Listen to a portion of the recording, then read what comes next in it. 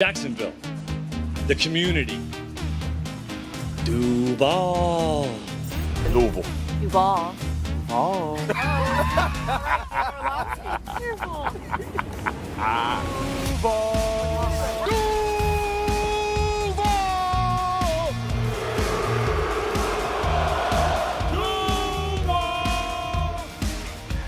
You know what? All those Duvals were good.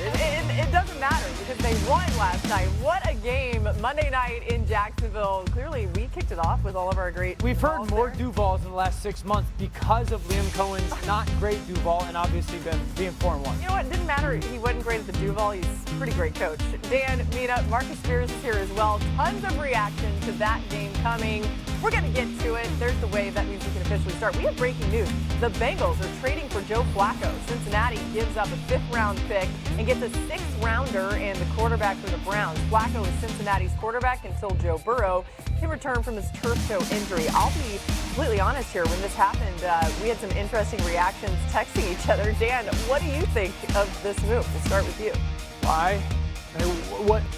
Why, if you're the Bengals, with that offensive line, this offensive line has been bad for years. It still is bad. It's been mitigated by Joe Burrow. Joe Flacco is not going to be the person to overshadow that. And then the other thought was, do they in Cincinnati think that Joe's coming back? Like, is this the move that signifies, no, they have belief that Joe is going to come back maybe mid to late November, and they're just trying to keep themselves in the race so when he comes back, if they can get on that final 4 or 5 game run and get into the playoffs. But this one's odd to me.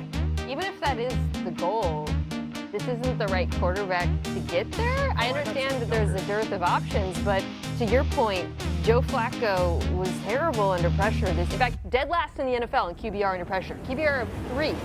The Bengals' offensive line is even worse than Cleveland's, and they don't have a run game. Cleveland actually has a run game. So I understand that Jake Browning hasn't been good, but I failed to see the upgrade here. I know people are going to say, well, who else? But at least try to capture some upside, potentially. I just don't see the upside in this move. Yeah, I agree. The perplexing thing for me was that Jake Browning has been here. Like, are you going to get better with Joe Flacco? And then you said it, and we've been talking about it, how bad this Cincinnati Bengals offensive line has been. But I contend always, any offensive line lining up in shotgun 60 times a game is probably going to look bad in 2025's NFL, especially with Joe Flacco with an immobile quarterback. Like, this the guy you go to based on all of the problems that you've seen. I don't know if it's an understanding. I don't know if you think he can get the ball out quicker. I don't know what this move was about, but the first thing I thought about was, okay, let's bring in a statue to stand behind the offensive line that gets the quarterbacks hit and then get better. Yeah. I don't know why it's not a younger, more athletic option.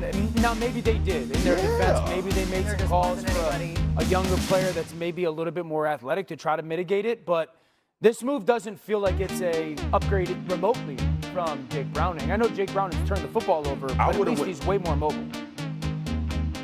Yeah, I would have. I mean, look, man, mobility, it's better, but this should have been Jameis Winston. Yeah. Or even Russell Wilson. Curious. I just don't get the Flacco part of it. Like, I don't get it. Well, okay, from the Brown side of things. We down on this one, y'all. After trading Joe Flacco, we're perplexed. To the Bengals, Dylan Gabriel, Shedeur Sanders are the 2 remaining quarterbacks on the Browns roster. Dylan Gabriel showed some promise even in a loss. Bailey Zappi is on Cleveland's practice squad. That's that. Let's move on. But you mentioned the breaking news. Adam Schefter reporting. Bengals are acquiring quarterback Joe Flacco from the Browns along with a 6th-round pick for a 5th-rounder. The 40-year-old had been benched in favor of Dylan Gabriel since Joe Burrow went down 6-3 under Jake Browning. Let's bring in our Dan Graziano and Jeff Saturday. Dan, I'll start with you. What more can you add to this news from just about a half hour ago? Yeah, Matt, the Bengals really thought that when Joe Burrow got hurt that Jake Browning would play better than he has so far. So at this point, they were out the last couple of days looking for other options. Joe Flacco is the one they end up with. Now, it's important to note, I don't think the Bengals expect Joe Flacco to come in and be able to just start for them right away. They have a game this Sunday against the Packers and a game a few days later, next Thursday, against the Steelers. So I would say Week 8 would be the soonest you would see Joe Flacco, if at all. In terms of who starts this week, Browning obviously remains a possibility. They have Brett Rippon on the roster as well, and head coach Zach Taylor said yesterday they would consider all options. I doubt that Flacco is one immediately, but he's certainly one down the road if they continue to struggle and are looking for a veteran solution at the quarterback position, while they hold out at least a little bit of hope that Joe Burrow can come back by the end of the year. And you really think about it, Flacco's played on enough teams, enough years. He probably knows every offense in the NFL, and he already beat the Packers a couple of weeks ago when he was at the Browns, so there's familiarity there. Saturday, what does this trade mean for Cincinnati now moving forward? Honestly, I don't know what this is a shot in the dark to me. This is not an offense that protects their quarterback. Joe Flacco isn't fleet of foot. I mean, Joe Burrow was back there getting hit. And I understand Browning's not playing well. I'm not sure what you think you upgrade other than, okay, get the ball out on time, use Higgins, put it in Chase's hands, that kind of thing. But I look at this thing and I don't know. It's a kind of a head scratcher to me.